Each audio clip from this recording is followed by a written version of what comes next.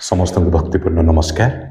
सुंदर सुजोग अवकाश पाई मो प्रभु को विशेष भाव धन्यवाद दिए।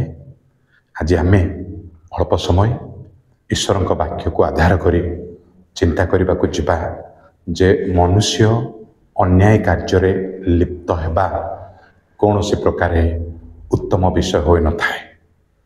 आम परमेश्वर न्यायवान परमेश्वर अटंते आउ क्रिटिकल भाव से न्यायवान अटंते अर्थात कौन सी प्रकार तांको ठारे अन्याय देखा जीव नहीं। आउ से न्यायवान ईश्वर मनुष्यर अन्याय कार्य को पसंद करि पारंती नहीं, बरं से अन्याय कार्यर परिणाम परमेश्वर निश्चित भावे देई थांती। अन्य पार्श्व ए जगत रे बंचिबा बेले आमान को बुझामणा सबू बहुत उल्टा पाल्टा होई थाए। आमे भाबू जे अन्याय कार्य करी आमे बढ़िबा को पड़िबो, अन्याय कार्य न कले आमे बंची पारिबा केमिति। आउ अनेक समय धन मानर लालसा नहीं आमे अन्याय कार्य करिबारु क्षांत होई न थाउ।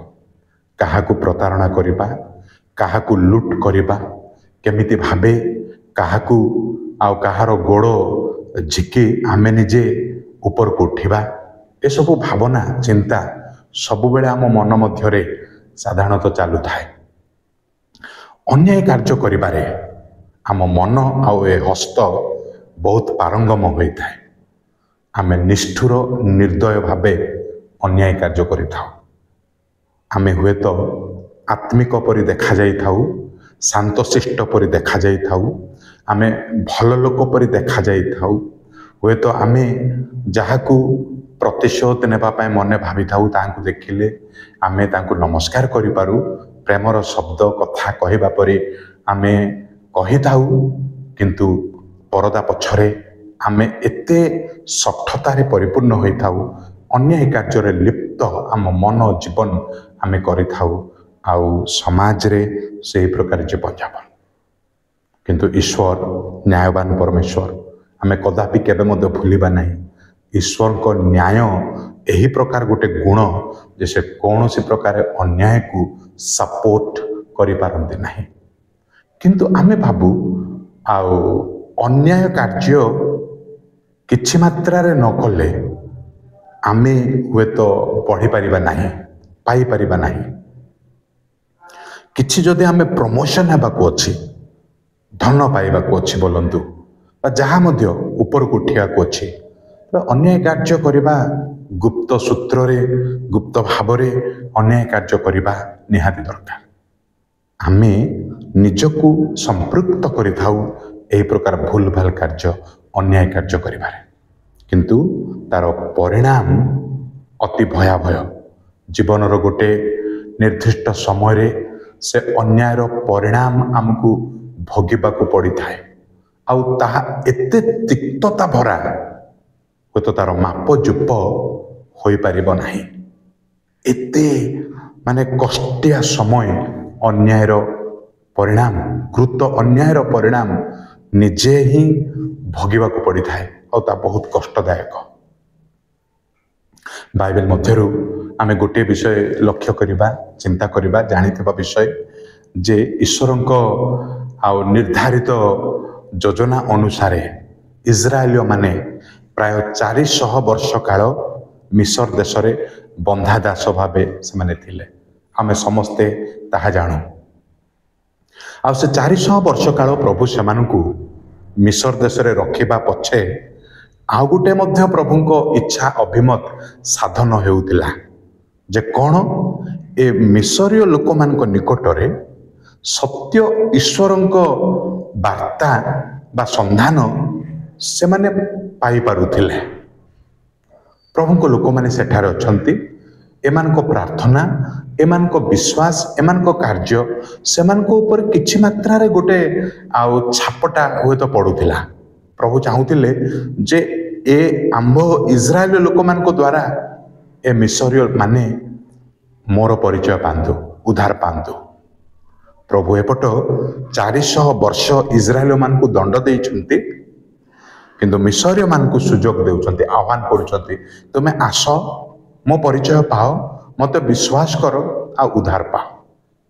ତେଣେ ସେ ପ୍ରତିଜ୍ଞାତ କିଣାନ୍ ଦେଶର କିଣାଣୀୟ, ହିତୀୟ, ପିରିସିୟ, ଜିବୁସିୟ ସେମାନଙ୍କ ପାଇଁ ମଧ୍ୟ ଈଶ୍ୱର ଦୀର୍ଘ ସହିଷ୍ଣୁ ପରମେଶ୍ୱର ହୋଇ ଆଉ 400 ବର୍ଷ ଯାକ ସେମାନଙ୍କୁ ମଧ୍ୟ ପ୍ରଭୁ ବାର୍ତ୍ତା ପଠେଇ ପଠେଇ ସେମାନଙ୍କ ପାଇଁ ମଧ୍ୟ ପ୍ରଭୁ ଅପେକ୍ଷା କରିଛନ୍ତି, ଫେର ଆସ। ଆଉ ଏହି ସନ୍ଦିଗ୍ଧ ସମୟ ମୁହୂର୍ତ୍ତରେ ଇସ୍ରାଏଲୀୟମାନେ ମିଶର ଦେଶରେ ରହି ସେମାନେ ବେଠି କାମ କରିବାକୁ, ଦାସତ୍ୱ ଜୁଆଳିରେ ବନ୍ଧନ ରହି ସେମାନେ ଝାଳ ଛିଞ୍ଚା ପରିଶ୍ରମ କରି କଷ୍ଟ ପାଉଥିବା କଥା ଆମେ ଦେଖୁଛୁ। ମୁଠାଏ ଆହାର ପାଇଁ ସେମାନେ ଝାଳ ଛିଞ୍ଚା ପରିଶ୍ରମ, ଆଉ ମିଶର ଦେଶର ସରକାର ଫାରୋ ସେମାନଙ୍କ ପାଇଁ ନିଷ୍ଠୁର ସାଜୁଛନ୍ତି। କଠିନ ପରିଶ୍ରମ ଦିଆଯାଉଛି, ଆଉ କଠୋର ପରିଶ୍ରମ ସହିବା ମୁସ୍କିଲ। 400 ବର୍ଷ ଯାକ ସେମାନେ ଗୋଟେ ପ୍ରକାର ଅନ୍ୟାୟ ଅତ୍ୟାଚାର, ଗୋଟେ ଭିନ୍ନ ସୂତ୍ରପାତ କରି ଇସ୍ରାଏଲ ଲୋକମାନଙ୍କୁ ବ୍ୟବହାର କରୁଛନ୍ତି। ହୁଏତ 400 ବର୍ଷ ଯାକ ଏମାନେ ଖାଉଛନ୍ତି ସିନା, କିଛି ପାଇପାରୁନାହାନ୍ତି, ତାର ଉପଯୁକ୍ତ ପ୍ରାପ୍ୟ ପାଇପାରୁନାହାନ୍ତି। ଈଶ୍ୱର ଦେଖିଲେ ଠିକ ଅଛି, ଆଉ ତାଙ୍କରି ନିର୍ଦ୍ଦିଷ୍ଟ ସମୟରେ 400 ବର୍ଷ ପରେ ଏମିତି ଆଉ ପ୍ରଭୁ ନ୍ୟାୟ ପ୍ରଦାନ କରୁଛନ୍ତି, ତାହା ଅସମ୍ଭାଳ ମିଶର ପାଇଁ। କେମିତି ନା, ଈଶ୍ୱର 10ଟି ମାରି ପଠେଇଲେ। ପ୍ରଥମରେ 10ଟି ମାରି ପଠେଇଲେ ମିଶର ଦେଶର ଭିତ୍ତିମୂଳ ଦହଲିବାକୁ ଲାଗିଲା। ଆଉ ପ୍ରଭୁଙ୍କ ଗୋଟେ ଇଚ୍ଛା ଉଦ୍ଦେଶ୍ୟ ଥିଲା, ତୁମ୍ଭେ 400 ବର୍ଷ ଯାକ ଆମର ପରିଚୟ ପାଇପାରି ନାହ, ହୁଏତ ତୁମେ ଗୋଇଠା ମାରିଲ, ମୋର ଉଦ୍ଦେଶ୍ୟ, ମୋର ପରିଚୟ ମୋତେ ପାଇବା, ଉଦ୍ଧାର ପାଇବାକୁ ତୁମେ ମନ ଦେଲ ନାହିଁ। ପ୍ରଭୁ ଏ 10ଟି ମାରି ଦ୍ୱାରା ସେମାନଙ୍କ 10ଟି ଦେବତା, 10ଟି ସେମାନଙ୍କ ଆଉ ଦେବାଦେବୀଙ୍କୁ ପ୍ରଭୁ ସମ୍ପୂର୍ଣ୍ଣ ରୂପେ ଦଳିତ କରିବାକୁ ଲାଗିଲେ। ପ୍ରକାଶ କଲେ ଯେ ଆମ୍ଭେ ହିଁ ସତ୍ୟ ଈଶ୍ୱର। ସେମାନେ ନୀଳ ନଦୀକୁ ମାନୁଥିଲେ ଦେବତା ପରି। ପ୍ରଥମ ଜାତକୁ ମଧ୍ୟ ପ୍ରଥମ ଜାତ ପୁତ୍ରଙ୍କୁ ସେମାନେ ଦେବତା ନ୍ୟାୟ ଭାବୁଥିଲେ। ଆଉ 10ଟା ମାରି ଦ୍ୱାରା 10ଟା ଦେବାଦେବୀ ତାଙ୍କ ବିଶ୍ୱାସ ମତକୁ ପ୍ରଭୁ ଚୂର୍ଣ୍ଣ କରି ଦେଖେଇଲେ, ଏମାନେ ଦେବତା ନୁହନ୍ତି, ଏମାନଙ୍କ ଉପରେ ଆମ୍ଭେ ଅଛୁ। ଆଉ ଦେଖୁଛୁ ସେ 10ଟା ମାରି ଦ୍ୱାରା ଧନ ଜୀବନ ନଷ୍ଟ ହେଉଛି ମିଶର ଦେଶର। କରିଥିଲେ ପରା ଅନ୍ୟାୟ, ତାର ପରିଣାମ ଭୋଗିବାକୁ ବାଧ୍ୟ।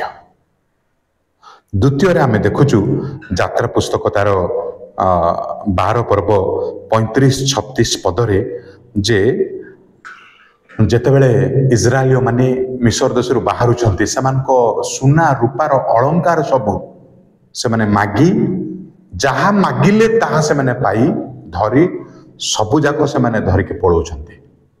ସେମାନଙ୍କ ସୁବର୍ଣ୍ଣ ଅଳଙ୍କାର ଆଉ ରୌପ୍ୟ ଅଳଙ୍କାର, ସେମାନଙ୍କ ବସ୍ତ୍ର ସବୁ ମାଗିଲେ, ଯାହା ମାଗିଲେ ସେମାନଙ୍କୁ ତାହା ଦିଆଗଲା।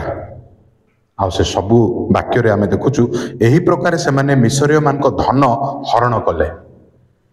ତାଙ୍କ ପ୍ରପର୍ଟି କେମିତି ପଳଉଛି ତାହା ଲକ୍ଷ୍ୟ କରନ୍ତୁ। ଅନ୍ୟାୟ କରିଥିଲେ 400 ବର୍ଷ, ଏବେ ସମୟ ଆସୁଛି ଯେ ଅନ୍ୟାୟର ପରିଣାମ ପୈଠ କରିବାକୁ। କହିବାକୁ ଗଲେ ତାହା ବହୁତ କଷ୍ଟଲି, ତାର ମୂଲ୍ୟ ଦେବା ଏତେ ସହଜ କଥା ନୁହଁ। ଅନେକ ସମୟରେ ଆମେ ଭାବୁ ମୁଁ ଅନ୍ୟାୟ କରି ବର୍ତ୍ତି ଯିବି, ଚାଲିଯିବି, ମୁଁ ବଡ଼ ହୋଇଯିବି, ପ୍ରତିଷ୍ଠିତ ହେବି, କିନ୍ତୁ ଅନ୍ୟାୟ କରି କେବେ କେହି ମଧ୍ୟ ବଡ଼ ହୋଇପାରନ୍ତି ନାହିଁ, ଶାନ୍ତି ପାଇପାରନ୍ତି ନାହିଁ। ତାର ପରିଣାମ ଅତୀବ ତିକ୍ତଦାୟକ, ଅତୀବ ଆଉ ଅସହିଷ୍ଣୁତାର ବିଷୟ ଅଟେ। ସେମାନଙ୍କ ଧନ ଜନ ଜୀବନ ସବୁ ଯାକ ନଷ୍ଟ ହେବା, ଭାରି ପଡ଼ିବା ଆମେ ଦେଖୁଛୁ। ଆଉ ତୃତୀୟ ବିଷୟ ହେଉଛି, ଆଉ ଯେତେବେଳେ ମିଶରୀୟମାନେ ଇସ୍ରାଏଲ ମାନଙ୍କୁ ଧରିବା ପାଇଁ ସେମାନଙ୍କୁ ଆଟାକ୍ କରିବା ପାଇଁ ବାହାରିଲେ ସେମାନେ ଯାଇ ପହଞ୍ଚିଲେ ସେ ସୁଫ ସାଗର ମଧ୍ୟରେ। ସୁଫ ସାଗରରେ ଇସ୍ରାଏଲ ମାନେ ପାର ହେଉଛନ୍ତି ଦେଖି ଏମାନେ ମଧ୍ୟ ସୈନ୍ୟ ସାମନ୍ତ ଫାରୋ ସେମାନେ ମଧ୍ୟ ସେ ଶୁଷ୍କ ଭୂମିରେ ଓହ୍ଲେଇଲେ। ଯେତେବେଳେ ସେମାନେ ଓହ୍ଲେଇଲେ ବାକ୍ୟରେ ଆମେ ଦେଖୁ ଯେ ସେ ସୁଫ ସାଗର ଯାହା ବିଭକ୍ତ ହୋଇଥିଲା ତାହା ମିଶିବାକୁ ଲାଗିଲା। ସେମାନଙ୍କ ଉପରେ ପାଣି ଉପରକୁ ଆସିଲା। ସେମାନେ ଡୁବିଲେ ବୁଡ଼ିଲେ ସେଠି ମୃତକଳ୍ପ ହେଲେ। ମାନେ ସେମାନଙ୍କ ସୈନ୍ୟ ବିଭାଗ ବର୍ତ୍ତମାନ ଫୁଲି ଆଟାକ୍ଡ ଆଉ ପୁରା ରିସ୍କରେ ଜୀବନ ଚାଲି ଯାଉଛି। ଧନ ଜନ ଜୀବନ ମାନ ତା ସହିତ ସୈନ୍ୟ ବିଭାଗ ମାନେ ମିଶରର ହୋଲ ପ୍ରପର୍ଟି ଆଉ ତାଙ୍କ ଅର୍ଥନୀତି ସବୁଯାକ ଟଳମଳ ହେବାକୁ ଯାଉଛି, ଦୋହଲି ଯାଉଛି ଆଉ ସବୁଯାକ ଆଉ ଭୂମିସାତ ହେଇଯାଉଛି। ଅନ୍ୟାୟ କରୁଥିଲେ, ଭାବୁଥିଲେ ଆମେ ପାରୁଛୁ, ଯାହା କରୁଛୁ ଆମେ କରିପାରୁଛୁ, କିନ୍ତୁ ତାର ସମୟ ଯେତେବେଳେ ଆସୁଛି ପରିଣାମ ଯେତେବେଳେ ପାଉଛନ୍ତି ଈଶ୍ୱର ନ୍ୟାୟବାନ ପରମେଶ୍ୱରଙ୍କ ଠାରୁ ନ୍ୟାୟ ଯେତେବେଳେ ପ୍ରକାଶିତ ହେଉଛି ସବୁଯାକ ଟଳମଳ। କି ଧନ ରହିବ, କି ଜୀବନ ରହିବ, କି କ'ଣ ରହିବ। ପ୍ରିୟ ବନ୍ଧୁ, ଆଜି ଗୋଟେ ବିବେଚନାର ସମୟ। ଆମେ ନିଜେ ବୁଝିବା ଦରକାର। ଯଦି ଆମେ କାହାକୁ ସାଧାରଣ ଭାବି ଗୋଟେ ଗରିବ ପରିବାର ବୋଲି ଭାବି ଠକିବା ପାଇଁ ଆମେ ଅଗ୍ରସର ହେବା, ଗୋଟେ ନିରୀହ ଲୋକକୁ ଠକିବା ପାଇଁ ଯିବା, ଯାହାକୁ ମଧ୍ୟ ଠକିବାକୁ ଯିବା, ଅନ୍ୟାୟ କରିବା, ଅତ୍ୟାଚାର କରିବା, ଈଶ୍ୱର ତାହା ଦେଖନ୍ତି। ଆଉ ନ୍ୟାୟବାନ ପରମେଶ୍ୱରଙ୍କ ହସ୍ତରୁ କେହି ଆମେ ବର୍ତ୍ତି ପାରିବା ନାହିଁ। ଦୁଃସାହସିକତା ପ୍ରଭୁଙ୍କ କାର୍ଯ୍ୟ ଉପରେ ମଧ୍ୟ ଆମେ ଦେଖିବାକୁ ପାରୁଛୁ। ମାଣ୍ଡଳିକ ଜୀବନରେ ମଧ୍ୟ ଆମେ ଦେଖିବାକୁ ପାରୁଛୁ। ହୁଏତ ମଣ୍ଡଳୀର ଟଙ୍କା ପଇସା କିମ୍ବା ଗରିବ ନିରୀହ ଦୁଃଖୀ ଦିନାରୀ ଉପରେ ଅନ୍ୟାୟ ଅତ୍ୟାଚାର ପ୍ରଭୁ ସବୁ ଦେଖନ୍ତି ଆଉ ସେ କୌଣସି ପ୍ରକାରେ ଆଉ ସହିପାରିବେ ନାହିଁ। ଅନ୍ୟାୟ କାର୍ଯ୍ୟର ପରିଣାମ ସେ ନିଶ୍ଚିତ ଭାବେ ଗୋଟିଏ ଦିନ ପ୍ରଦାନ କରିବେ ଆଉ ତାହା ଏତେ ଭାରି ଯେ ସହିବା ବହୁତ ମୁସ୍କିଲ। ବିବେଚନାର ସମୟ। ଆମେ ପଛକୁ ନ ହଟି ପ୍ରଭୁଙ୍କ ପଦ ତଳେ ଗୋଟେ ଡିସିସନ ନେଇ ତାଙ୍କରି ଶରଣାର୍ଥୀ ହେବା ଦରକାର। କହିବା ଦରକାର, ପ୍ରଭୁ ମୁଁ ଜାଣିପାରୁଛି ମୁଁ ନିଜେ ଅନ୍ୟାୟ ଅତ୍ୟାଚାର କରି ମୁଁ ବଢ଼ିପାରିବି ନାହିଁ, ମୋର ଜୀବନ ସୁରକ୍ଷିତ ରହିପାରିବ ନାହିଁ, ମୋର ପାରିବାରିକ ଅବସ୍ଥା ଭଲ ରହିପାରିବ ନାହିଁ। ଏ ଅନ୍ୟାୟ ଅତ୍ୟାଚାରର ପରିଣାମ ବହୁତ ଭାରି ଆଉ ଅତୀବ ଅସହିଷ୍ଣୁତାର ବିଷୟ, ସହି ହେବ ନାହିଁ। ଶରଣ ନେଉଛି ପ୍ରଭୁ, ତୁମରି ପଦ ତଳେ ମୁଁ ବିନମ୍ର ଭାବେ ଲୋଟି ପଡ଼ୁଛି। ପ୍ରଭୁ ମୋର ପାପ କ୍ଷମା କର ଆଉ ଆଜିଠାରୁ ମୁଁ ତୁମ୍ଭ ଉପରେ ନିର୍ଭର କରି ବଞ୍ଚିବି, ବଢ଼ିବି। ତୁମେ ମୋତେ ସାହାଯ୍ୟ କର। ଯଦି ପ୍ରଭୁଙ୍କ ପଦ ତଳେ ଏହି ପ୍ରାର୍ଥନା କରି ଆଗକୁ ଯିବା ଏବଂ ଏ ସମସ୍ତ ଅନ୍ୟାୟ କାର୍ଯ୍ୟରୁ ଓହରିବା, ପ୍ରଭୁ ନିଶ୍ଚିତ ଭାବେ ଆମମାନଙ୍କ ଜୀବନକୁ ଆଶୀର୍ବାଦ କରିବେ। ପ୍ରବଳ ବାକ୍ୟରେ ପ୍ରତ୍ୟେକକୁ ଆଶୀର୍ବାଦ କରନ୍ତୁ। ଧନ୍ୟବାଦ। ନମସ୍କାର।